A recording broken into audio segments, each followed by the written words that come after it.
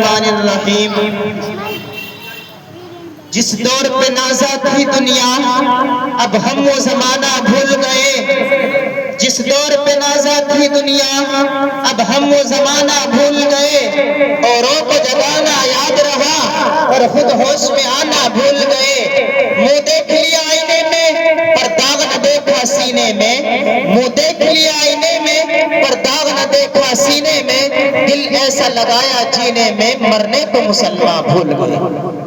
الحمدللہ وکفا وسلام علی عبادہ الذین اصطفیٰ، اما بعد، اعوذ باللہ من الشیطان الرجیم، بسم اللہ الرحمن الرحیم۔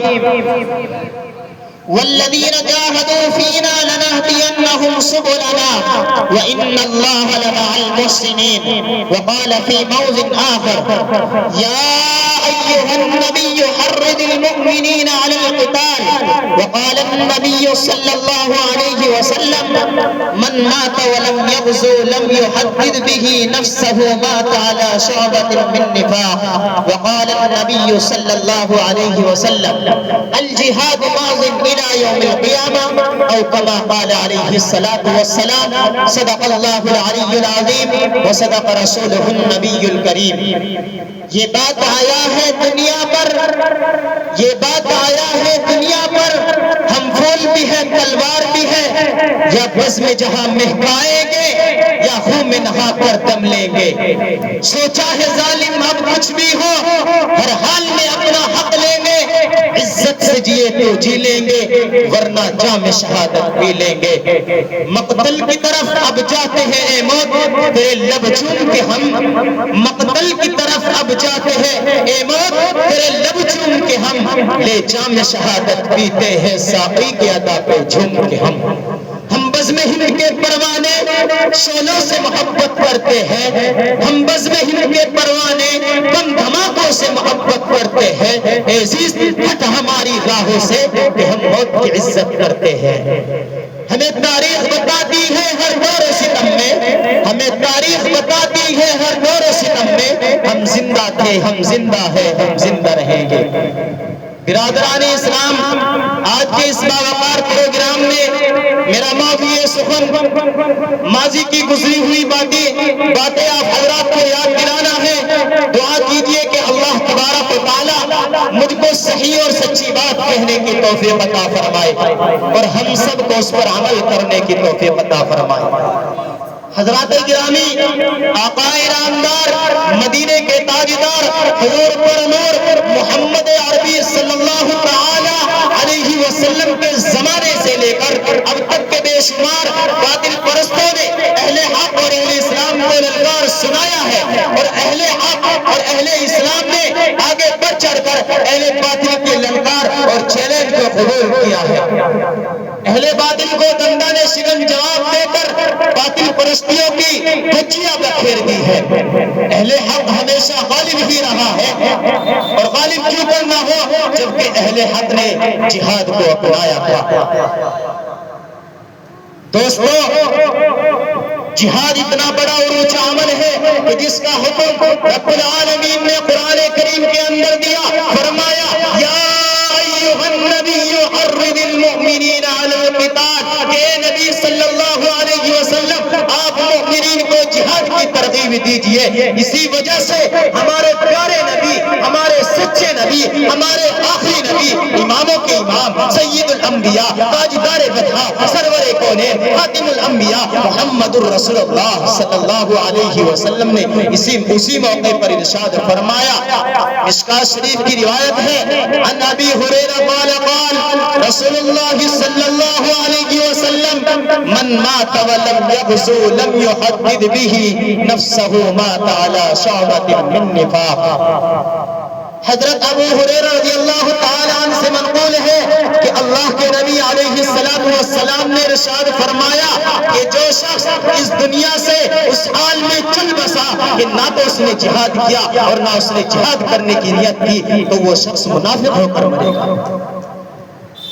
مسلمانوں، ایک وقت وہ تھا کہ ساری دنیا کے اندر ہماری ہی حکومت تھی، ایک وقت وہ تھا کہ ساری دنیا کے اندر ہمارا ہی چرچا تھا، ایک وقت وہ تھا کہ ساری دنیا کے اندر ہمارا ہی دبدبا تھا، ایک وقت وہ تھا کہ ساری دنیا کے اندر ہمارا ہی رعب تھا، ایک وقت وہ تھا کہ ساری دنیا کے اندر ہمارا ہی ترنگا لہراتا تھا، ایک وقت وہ تھا کہ ساری دنیا کے اندر ہمارا ہی جھنڈا لہراتا تھا، ایک وقت وہ تھا کہ ساری دنیا کے اندر ہم ہی ہم تھے۔ مگر آج افسوس افسوس، مسلمان ذلت و پستی کے اس گہرے غار میں جا گرا جس میں کل تک یہودی اور عیسائی اپنا ذلیل چہرہ چھپایا کرتے تھے۔ آج مسلمانوں کے اوپر ظلم و ستم کے پہاڑ توڑے جا رہے ہیں، جگہ جگہ پر مسلمانوں کے پاکیزہ خون سے ہولیاں کھیلی جا رہی ہے۔ فلسطین میں بے قصور مسلمانوں کو وہ الناک اور دردناک سزائیں دی گئی جسے کبھی تاریخ فراموش نہیں کر سکتی۔ اور ان درندے صفت اسرائیل کتوں نے مسلمانوں کے چھوٹے چھوٹے معصوم بچوں اور بچیوں کو یتیم بنا کر کے رکھ دیا، اور بے وقت لاکھوں مسلمانوں کے خون سے ہولیاں کھیلی گئی۔ بلکہ ان کم وقت اسرائیل کتوں نے چھوٹے چھوٹے معصوم بچوں کو ماں باپ کے سامنے بمباروں کے شعلوں سے جھلسا دیا، اور بعض کے ماں باپ کو توپ اور ٹینکوں سے کچل کر ملبے کی طرح کھنڈراتوں میں بچھا دیا، اور زندہ بچوں کو، چھوٹے چھوٹے معصوم زندہ بچوں کو ماں باپ کی لاشوں سے اٹھا کر کوڑیوں کی طرح پھینک دیا گیا، جسے بچے ماں کو زندہ سمجھ کر گھنٹوں گھنٹوں تک ماں کی لاشوں سے چمٹ کر ماں کی صدائیں لگا کر ان بچوں نے دم توڑ دیا۔ مگر ان درندے صفت اسرائیل کتوں کو ان بچوں پر ذرہ برابر بھی رحم نہیں آیا۔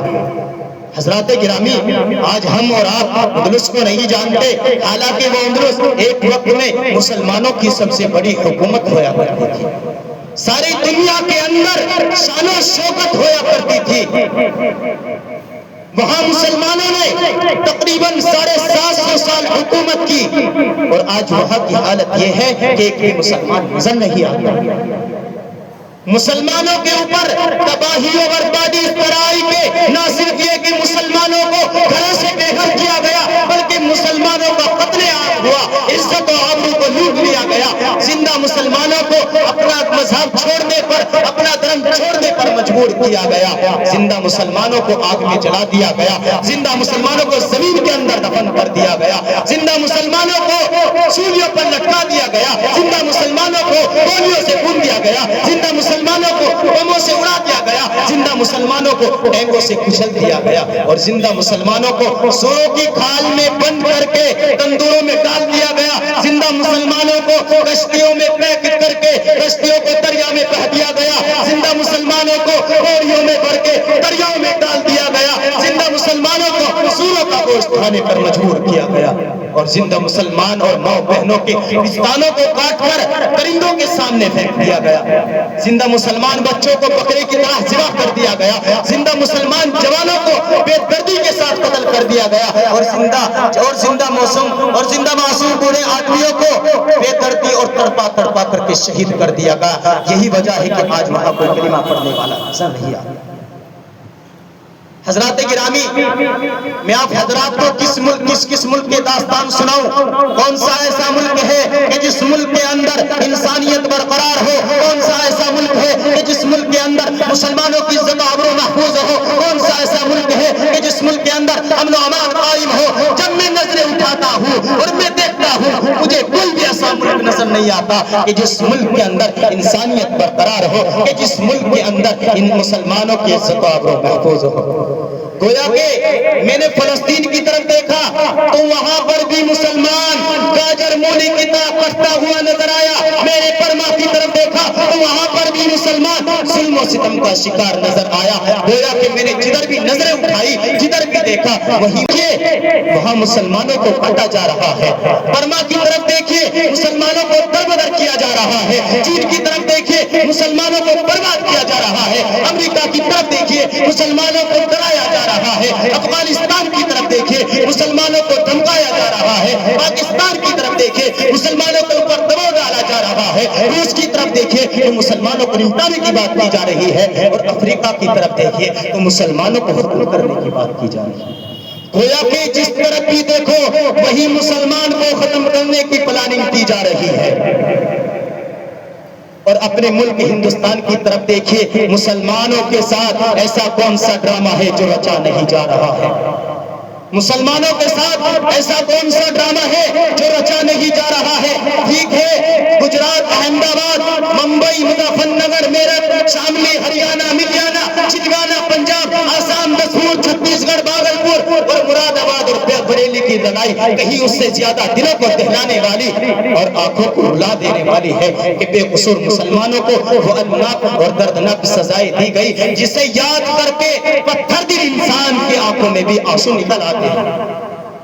دوستو، گجرات کی بربادی اور بابری مسجد کی مسماری اور بھاگلپور کی قتل و غارت اور ریا کی تباہی اور سیمانچل کی بربادی ہمیں یہ صدائیں دے رہی ہے کہ کیا اب کوئی صلاح الدین ایوبی جیسا بہادر نہیں آئے گا؟ کیا اب کوئی خالد بن ولید کا مسند اختیار کرنے والا نہیں آئے گا؟ کیا اب کوئی ٹیپو سلطان جیسا ببر شیر ہندوستان کی چھاتی پر حکمرانی کرنے کے لیے نہیں آئے گا؟ سرزمین ہند معصوم بچوں پر ترس کھا کر یہ کہہ رہی ہے، کیا کوئی ان معصوم بچوں کے سروں پر ہاتھ پھیرنے والا نہیں ہے؟ کیا کوئی یتیم اور بے سہارا کا کوئی پرسان حال نہیں ہے؟ ہندوستانی مسلمانوں، آج لال قلعے کے لال لال دیواریں ہمیں مایوس نگاہوں سے دیکھ رہی ہے. بابری مسجد کے ٹوٹے ہوئے کھنڈرات ہمیں درد بھری آواز سے پکار رہے ہیں اور تاج محل کی رہنائیاں امید کے کنوں سے محبت بھری آواز سے پکار رہی ہے اور کہہ رہی ہے، کیا اب کوئی اپنے اندر ابو بکر کی صداقت لے کر نہیں آئے گا؟ کیا اب کوئی اپنے اندر عمر کا جلال لے کر نہیں آئے گا؟ کیا اب کوئی اپنے اندر عثمان کی حیا و سخاوت کو لے کر نہیں آئے گا؟ کیا اب کوئی اپنے اندر علی کی شجاعت و بہادری کو لے کر نہیں آئے گا؟ کیا اب کوئی صلاح الدین ایوبی جیسا فوجی کمانڈر نہیں آئے گا؟ کیا اب کوئی خالد بن ولید جیسا سپہ سالار جنگی فائٹر نہیں آئے گا؟ کیا اب کوئی محمد بن قاسم جیسا فاتح دنیا کو چیر کر ہندوستان میں نہیں آئے گا؟ کیا اب کوئی معاذ جیسا بچہ وقت ابو جہل کو مارنے کے لیے نہیں آئے گا؟ اے ہندوستانی مسلمانوں، جوانوں اور بچوں، اب بھی بیدار ہو جاؤ اور جہاد کو گلے سے لگا لو. اسلام کے دشمنوں کو دنیا سے مٹا دو، قرآن کے دشمنوں کو دنیا سے مٹا دو، مساجد کے دشمنوں کو دنیا سے مٹا دو، بابری مسجد کے دشمنوں کو دنیا سے مٹا دو، مسجد اقصی کے دشمنوں کو دنیا سے مٹا دو، مسجد نبوی کے دشمنوں کو دنیا سے مٹا دو، اسلام کے دشمنوں کو دنیا سے مٹا دو، شریعت کے دشمنوں کو دنیا سے مٹا دو.